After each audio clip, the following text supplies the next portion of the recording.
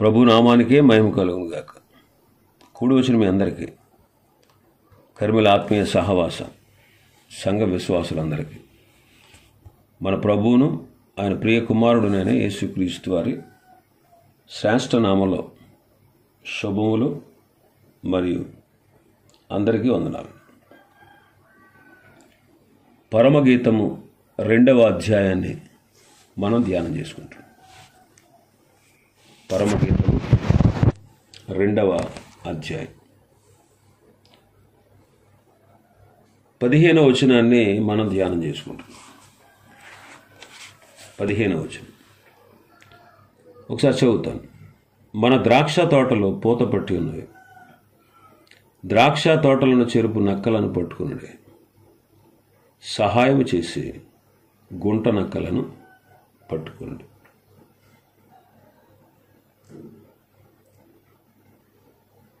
ఇది షోలంబితి యొక్క సహోదరుల మాట అని మనం గుర్తించవచ్చు.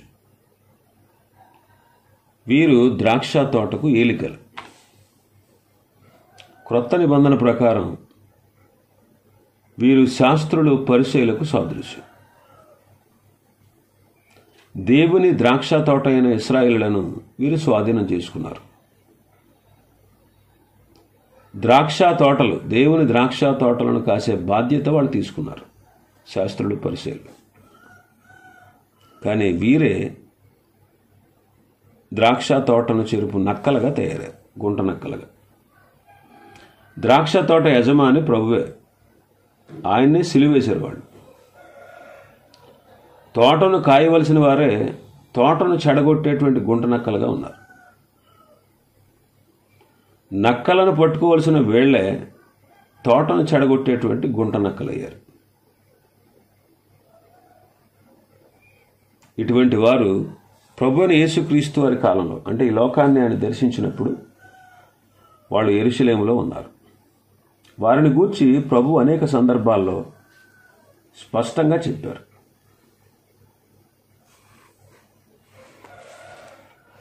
వారిని చూపిస్తూ అనేకమైన సంగతులు ప్రభు వారికి నేర్పించారు. కాబట్టి ప్రభు అన్న మాట ఏంటంటే, మత్తయి సువార్త 5వ అధ్యాయం 20వ వచనంలో చూస్తే, శాస్త్రుల నీతి కంటే పరిసయ్యుల నీతి కంటే మన నీతి అధికము కాని ఎడల, మీ నీతి అధికం కాని ఎడల మీరు పరలోక రాజ్యంలో ప్రవేశింపనేరరు అన్నారు.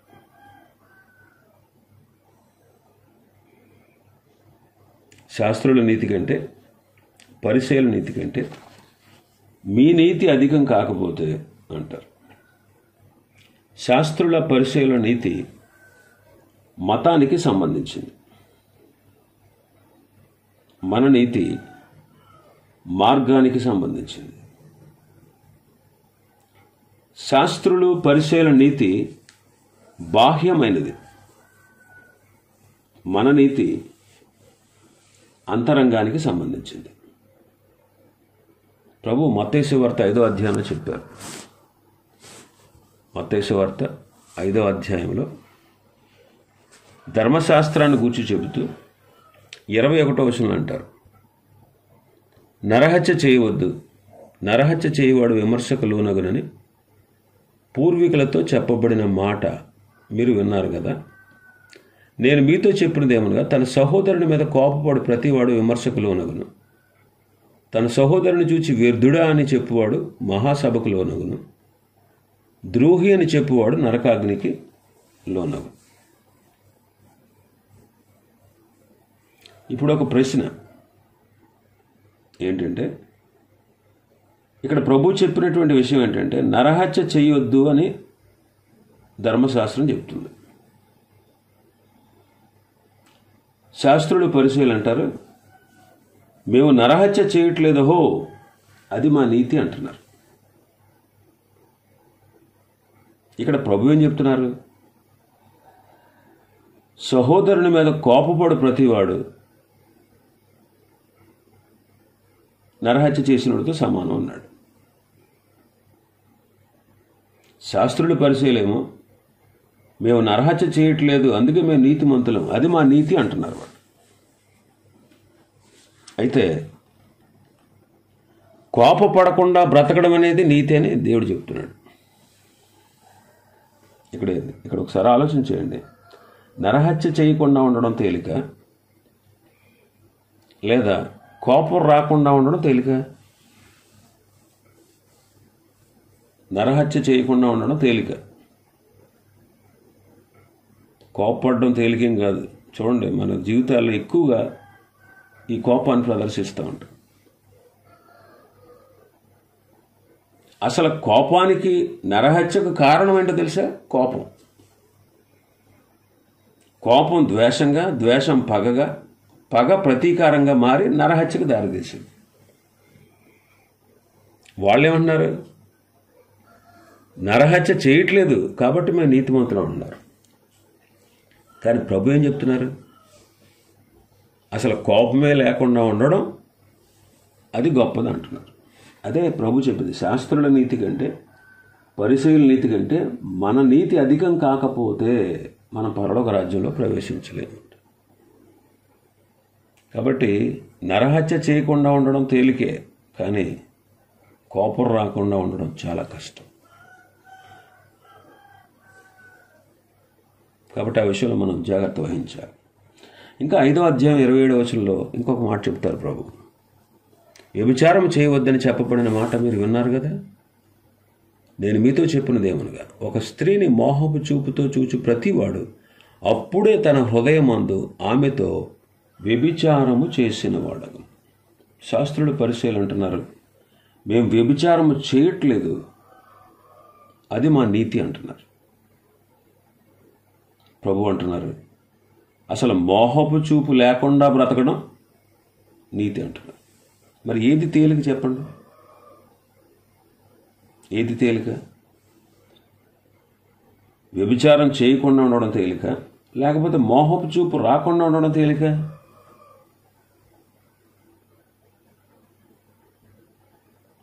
దేవుడు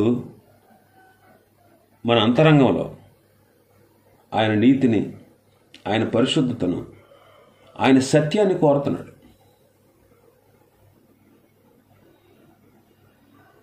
దేవుని నీతి, దేవుని పరిశుద్ధత, దేవుని సత్యం లోపల ఉంటే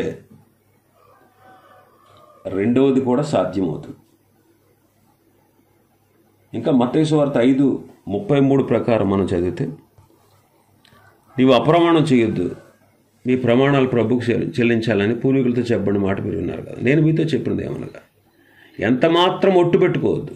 ఆకాశం తోడనవద్దు, అది దేవుని సింహాసనం. భూమి తోడనవద్దు, అది ఆయన పాదపీఠం. యెరూషలేము తోడనవద్దు, అది మహారాజు పట్టణం. నీ తల తోడని ఒట్టు పెట్టుకోవద్దు. నీవు ఒక వెంట్రుకను తెలుపుగా కానీ నలుపుగా కానీ చేయలేవు. నీ మాట అవునంటే అవును, కాదంటే కాదు అన్నట్టు ఉండాలి అన్నారు. వాళ్ళు అంటున్నారు, మేము అప్రమాణం చేయట్లేదు, అది మా నీతి అంటున్నారు శాస్త్రులు, పరిసయ్యులు. ప్రభు అంటున్నారు, ప్రమాణం చేయాల్సిన అవసరమే లేదంటున్నారు. మేము అప్రమాణం చేయట్లేదని శాస్త్రులు, పరిసయ్యులు అంటుంటే ప్రభు చెప్పే మాట ఏంటి? నువ్వు అసలు ప్రమాణమే చేయాల్సిన పని లేదంటున్నారు ఆయన. ఈ మాట అవునంటే అవును, కాదంటే కాదన్నట్టు ఉండాలని. కాబట్టి శాస్త్రులు, పరిసయ్యులది యోధా మత నీతి, మనది క్రైస్తవ మార్గంలో పయనిస్తున్న వారి యొక్క నీతి. ఈ రోజుల్లో చాలామంది క్రైస్తవులు మతంలో ఉన్నారు, కానీ మనం మార్గంలోకి వచ్చి క్రీస్తు నీతిని మనం పాటించాలి.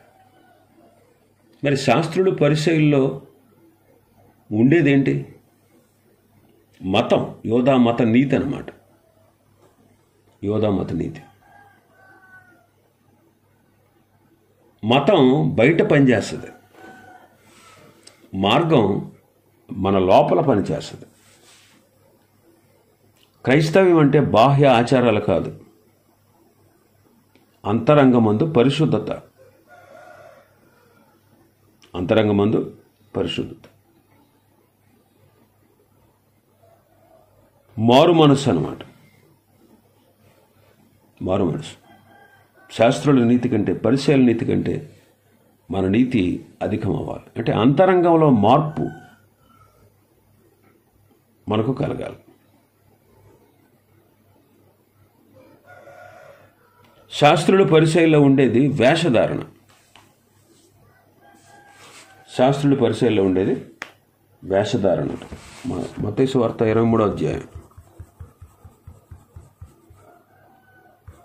23వ అధ్యాయంలో ప్రభు పదే పదే వేషధారులారా అంటాడు.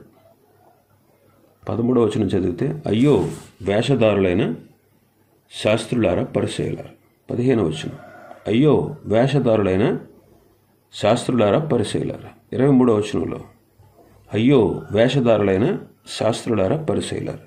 25వ వచనం అయ్యో వేషధారులైన శాస్త్రులారా పరిచయులారా. 27వ వచనం అయ్యో వేషధారులైన శాస్త్రులారా పరిచయులారా. 29వ వచనం అయ్యో వేషధారులైన శాస్త్రులారా పరిచయులారా. అంటే శాస్త్రులు పరిచయంలో ఉండేది వేషధారణ. వాళ్ళలో వేషధారణ ఉంది, మనలో ఉండకూడదు. వారిలో యథార్థత లేదు, మనలో యథార్థత ఉండాలి. వేషధారణ అంటే ఏంటి? లోపల ఒకలాగా బయటికి వేరేలాగా. ఒక భక్తుడు అన్నాడు, బైబిల్ దేవుడు వేశ్యలనైనా క్షమిస్తాడట కానీ వేషధారులను క్షమించడట. వేషధారణ ఉండకూడదు. లోపల ఏముందో బయటికి అదే కనపరచడం, దాన్ని యథార్థత అంటారు. అంతరంగిక జీవితం ఎలా ఉందో బహిరంగంగా కూడా అలాగే ప్రదర్శించబడడం. మన మాటలు ఎలా ఉన్నాయో మన చేతలు కూడా అలాగే ఉండడు. యేసు ప్రభు అంత గొప్పవాడుగా ప్రపంచ ప్రఖ్యాతి ఎందుకు పొందాడు? యేసుక్రీస్తునే చరిత్రకు ఆధారంగా లోకం ఎందుకు చేసింది? క్రీస్తు శకం క్రీస్తు పూర్వం అని ఆయన పేరే పెట్టడానికి గల కారణం ఏంటి? ఆయన ప్రపంచాన్ని ప్రభావితం చేశారు. ఎలాగా? ప్రపంచం అంతా తిరిగి కాదు, ఆయన ఏది చెప్పాడో అదే చేశాడు. అదే చేశాడు. అననీయ సప్పిరాలు చూడండి, వేషధారణ ఉంది వాళ్ళలో. అందుకే పరిశుద్ధాత్మను మోసపుచ్చారని, పరిశుద్ధాత్మను శోధించారని పేతురు అంటాడు.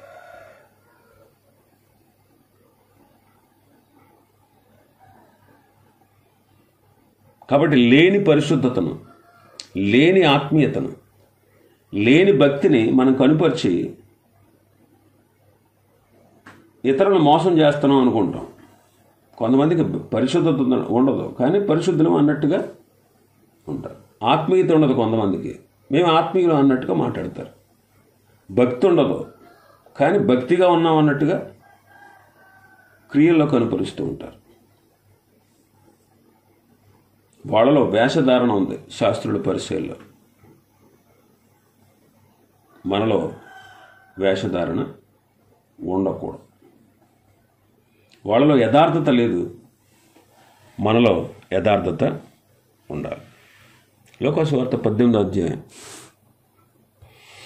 లోకాసు వార్త 18వ అధ్యాయం 11వ వచనం. పరిసయ్యుడు నిలవబడి, దేవా, నేను చోరులను, అన్యాయస్తులను, వ్యభిచారులనైన ఇతర మనుషుల వలెనైనను, ఇదిగో ఈ సుంకర వలెనైనను ఉండనందుకు నీకు కృతజ్ఞతాస్తుతులు చెల్లిస్తున్నాను. వారమునకు 2 మారులు ఉపవాసం చేయొచ్చు, నా సంపాదన అంతటిలో 10వ వంతు చెల్లించుచున్నానని తనలో తాను ప్రార్థించుచుండెను. ఇక్కడ శాస్త్రుడు పరిసయ్యులు వాళ్ళ జీవన విధానాన్ని చూస్తే, ఇక్కడ శాస్త్రి ఒక పరిసయ్యుడు నిలబడి ప్రార్థన చేస్తున్నాడు. పరిసయ్యుడు నిలబడి ప్రార్థన చేస్తున్నాడు. ఏమని ప్రార్థన చేస్తున్నాడు? దేవుని మందిరంలో ఉండి దేవుని చూడట్లేదు, వాడు ఇతరులను చూస్తున్నాడు. చోరులు, అన్యాయస్తులు, వ్యభిచారులు, సుంకరి, వీళ్ళని చూస్తున్నాడు. దేవుని మందిరంలో ఉండి దేవుని చోట్ల చుట్టూ ఉన్న వాళ్ళని చూస్తున్నాడు. ఇంకా ఉపవాసం ఉంటున్నాను, దశంభాగం ఇస్తున్నాను అంటే తనను తాను మనుషులతో పోల్చుకుంటున్నాడు. మనం మందిరానికి వచ్చిన తర్వాత దేవుని వైపు చూడాలి, దేవుని చూడాలి. రెండవది, దేవునితో మనం పోల్చుకోవాలి. మరి ఇక్కడ ప్రార్థన చేస్తూ తన తోటి వారిని దూషిస్తున్నాడు, ద్వేషిస్తున్నాడు, కించపరుస్తున్నాడు. దీన్ని ఆధ్యాత్మిక గర్వం అంటారు. ఆధ్యాత్మిక గర్వం. చాలామందికి గర్వం ఉంటుంది. ఎంత గర్వంగా ఉంటుందంటే ఆ గర్వం వాళ్ళ మాటల్లో, వాళ్ళ క్రియల్లో, వాళ్ళ నడవడికలో మనం చూస్తాం. ఆధ్యాత్మిక గర్వం. ఈ పరిసయ్యుల్లో ఏముంది? గర్వం ఉంది. నువ్వు దేవుని మందిరానికి వచ్చిన తర్వాత దేవుని చూడాలి, దేవుని వైపు చూడాలి. రెండవది, మనుషులతో కాదు నిన్ను నువ్వు పోల్చుకోవడం. వాళ్ళు ఎలా ఉన్నారు, వీళ్ళు ఎలా ఉన్నారు, వీళ్ళు ఎలా ఉన్నారు, ఇక ఎంతసేపు వాళ్ళు ఎలా ఉన్నారు, వీళ్ళు ఎలా ఉన్నారు, వాళ్ళు ఎలా ఉన్నారు అనుకున్నవాడు చివరికి ఎందుకు పనికి రాకుండా పోతాడు. నీ గొడవ నువ్వు చూసుకో, నీ గొడవ నువ్వు చూసుకో. నువ్వు దేవునితో పోల్చుకో. నేను దేవుని విషయంలో దేవుడు చెప్పినట్టుగా ఉన్నానా లేదా, ఆయన వాక్యం చెప్పినట్టుగా ఉన్నానా లేదా, ఆయన చెప్పినట్టుగా నా జీవితాన్ని నేను చక్కబరుచుకున్నానా లేదా, అది చూడాలి మనం. అంతేగాని మనుషులు చూసామనుకోండి, వాళ్ళ మీద మేము బెటరే, వాళ్ళకంటే మేము బాగున్నాం అనుకుంటాం. అలాగే ఆత్మీయంగా దిగజారిపోతాం. కాబట్టి మనలో ఆధ్యాత్మిక గర్వం ఉండకూడదు. కానీ ఈ పరిసయ్యుల్లో ఏముంది? ఆధ్యాత్మిక గర్వం ఉంది. మనలో ఉండకూడదు. ఆధ్యాత్మికమైన దీనత్వం మనకు ఉండాలి, దీన మనస్సు మనకు ఉండాలి, దీన మనస్సు మనకు ఉండాలి. దీనులకే దేవుడు కృప చూపిస్తాడండి. దీనులకే దేవుడు కృప చూపిస్తాడు. అందుకే పౌలు గారు అంటాడు, నేను ఏమై ఉన్నానో అది దేవుని కృప వల్లనే అయి ఉన్నాను అంటాడు. తాను నిలబడి ఉన్నాను, తాను నిలుచున్నానని తలంచుకుని వాడు పడిపోకుండా జాగ్రత్తగా చూసుకోవాలన్నాడు కొరింథీ పత్రిక మొదటి పత్రిక 10వ అధ్యాయంలో. ఈ జాగ్రత్తలో ఉండేవారికి ఆత్మీయ గర్వం రాదు. ఈ దినాల్లో కూడా చాలామంది శాస్త్రులు, పరిశీలి వలె గర్వంతో ఉన్నారు. ఇక్కడ చూడండి, ఈ పరిసయ్యుడు మందిరానికి వచ్చాడు, మందిరానికి వచ్చినా కానీ వీడికి మార్పు లేదు. మందిరానికి వచ్చినా కానీ వీడికి మార్పు లేదన్నమాట. ఎలా వచ్చాడో అలాగే వెళ్ళాడు. కానీ సుంకరి ప్రభు వైపు చూడడానికి కూడా తన మనస్సు సమ్మతించక తల దించుకుని గుండెలు బాదుకుంటూ, అయ్యో నేను పాపినయ్యా, నన్ను క్షమించు అని ప్రార్థన చేశాడు. ఎవరు ప్రార్థన విన్నాడు దేవుడు? గర్వంతో ఉన్నవాళ్ళు ప్రార్థన అంటాడంటే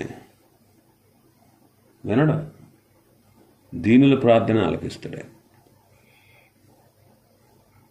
మార్కు సువార్త 3వ అధ్యాయం, మార్కు సువార్త 3వ అధ్యాయం 4-5 వచనాలు. వారిని చూచి, విశ్రాంతి దినమున మేలు చేయట ధర్మమా, కీడు చేయట ధర్మమా, ప్రాణ రక్షణ ధర్మమా, ప్రాణహత్య ధర్మమా అని అడిగాను. అందుకు వారు ఊరుకుంటారు. ఆయన వారి హృదయ కాఠిన్యమునకు దుఃఖపడి కోపంతో వారిని కలయజూచి, నీ చెయ్యి చాపమని ఆ మనుషునితో చెప్పాను. వాడు తను చెయ్యి చాపగా అది బాగుపడు. సమాజ మందిరంలో ఉన్నారు ప్రభు. ఊచ చెయ్యి గలవాడు ఒక అతను అక్కడ ఉన్నాడు. ఈ శాస్త్రులు, పరిసయ్యులు ఆయన మీద నేరం మోపాలని ఎప్పుడు చూసేవారు. విశ్రాంతి దినం కదా ఈరోజు, ఒకవేళ ఆయన స్వస్థపరుస్తాడేమో చూద్దాం అని ఆయన కోసం కనిపెడుతున్నారు. ప్రభువుకు తెలుసు కదా అంతా. అప్పుడు ఓచ చేయగలవాడుతున్నాడు, అరే బాబు నువ్వు వచ్చి ఇక్కడ నిలబడు అన్నాడు. నిలబడ్డాడు. అప్పుడు ప్రభు వారిని కలయి చూచి, విశ్రాంతి దినములు కదా, మేలు చేయడం ధర్మమా, కీడు చేయడం ధర్మమా, ప్రాణరక్షణ ధర్మమా, ప్రాణహత్య ధర్మమా, ఏం చెప్పండి అని అడిగాడు. వాళ్ళు ఏం మాట్లాడలేదు. వారి హృదయ కాఠిన్యమునకు దుఃఖపడి అంటే శాస్త్రుల పరిశీలన ఏముంది? హృదయ కాఠిన్యము. ఒకవేళ ఆ ఊచ చేయగలవాడు శాస్త్రులు పరిశీలకు సంబంధించిన బంధువు అయ్యాడు అనుకోండి, ఏం చేస్తారు? వాళ్ళు బాగు చేస్తేనే బాగుండు అనుకుంటారు. అంటే వాడికో నియమం, ఇతరులకు ఇంకో నియమం. వాడిని గనక యేసు ప్రభు బాగు చేస్తే, స్వస్థపరిస్తే నేరం మోపుదాం అనుకుంటున్నారు. ఒకవేళ ఆ వాడే ఓచ చేయగలవాడే వీళ్ళ బంధువు అయితే వాళ్ళ స్థితి వేరేగా ఉండేది. అంటే వాళ్ళకో న్యాయం, ఇతరులకు ఒక న్యాయం. హృదయ కాఠిన్యము అంటున్నాడు. అంటే ఇతరులకు మేలు జరిగితే తట్టుకోలేకపోవడం. మనకే మేలు జరగాలి, ఇతరులకు మేలు జరిగితే ఓర్వలేకపోవడం.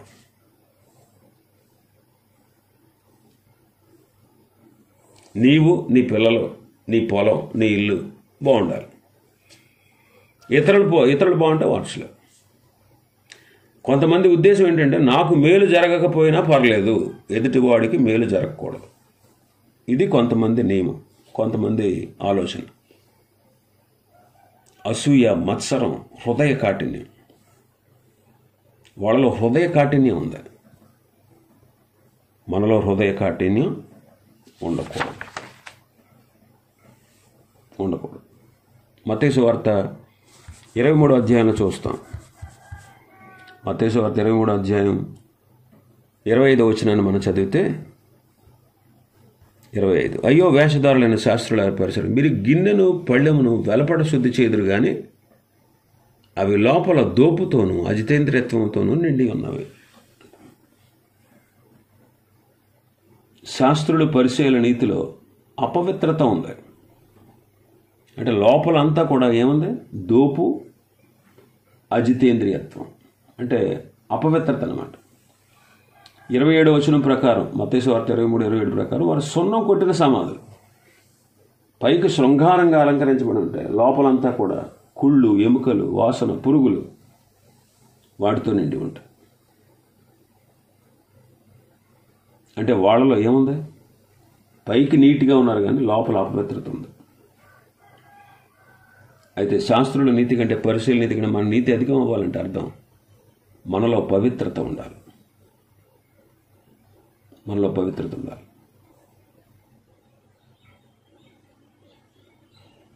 దేవుని బిడ్డలు తను తాను పవిత్రంగా చేసుకుంటారంటాడు యోహాను గారు తన మొదటి పత్రిక 3వ అధ్యాయం 3వ వచనంలో. మరి మన జీవితం పవిత్రంగా ఉండాలి. అందుకే దావీదు పాపం చేసినప్పుడు పశ్చాత్తాప కీర్తనలో రాస్తూ, హిస్సోపుతో నన్ను కడుగు, హిమము కంటే నన్ను తెల్లగా చేయి అంటాడు.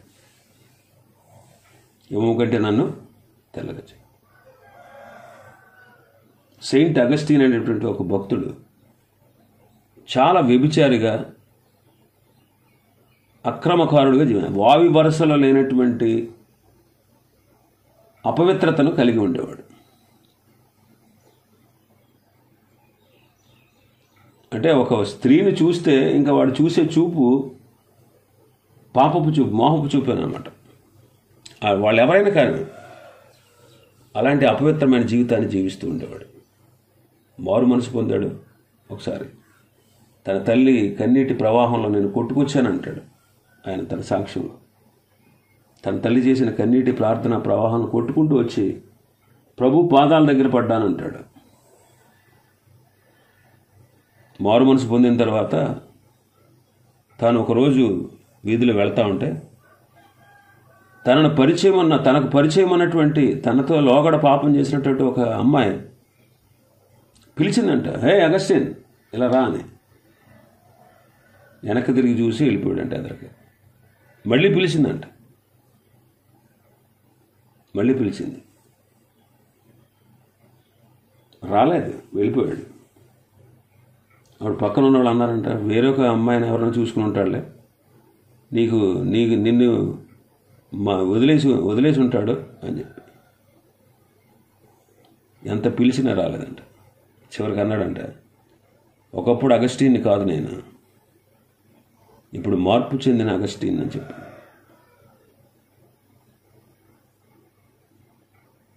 పాపానికి దూరంగా పారిపోతున్నాడు. మనం చాలాసార్లు మన వ్యక్తిగత పరిశుద్ధతను పోగొట్టుకుని దేవునికి దుఃఖాన్ని, ఆయనకు అవమానాన్ని తెస్తున్నాం. చూడండి, మనం చూసే దృశ్యాలు కానీ మనం చేసేటువంటి పనులు కానీ అపవిత్రమైనటువంటివి. మన కళ్ళతో చూసే పాపం హృదయంలోకి వస్తుంది, మనసులోకి వస్తుంది, మనసులోంచి హృదయంలోకి వస్తుంది, హృదయంలోంచి చేతల్లోకి, మాటల్లోకి, క్రియల్లోకి వస్తుంది. మరి ఆలోచన చేయండి, మన మనసులో చూడకూడని దృశ్యాలు చూసి మానసిక వ్యభిచారం చేయట్లేదా? పైకి పవిత్రులుగా ఉంటున్నాం, లోపలంతా అపవిత్రత. వారి నీతిలో అపవిత్రత ఉంది, వారి నీతిలో పవిత్రత లేదు. కానీ మనలో ఏముండాలి? పవిత్రత ఉండాలి, పవిత్రత ఉండాలి. కాబట్టి శాస్త్రులు, పరిచయలే ఈ గుంట నక్కలు లాంటి వాళ్ళు అనమాట. అందుకే సహాయం చేసి గుంట నక్కలను పట్టుకోండి అంటున్నారు. వాళ్లే ద్రాక్ష తోటను కాయాల్సినటువంటి వాళ్లే శాస్త్రులు, పరిచయలే ద్రాక్ష తోటను చెరిపేటువంటి నక్కలుగా తయారయ్యే విషయాన్ని ప్రభు తన బోధల ద్వారా వారికి తెలియపరిచారు.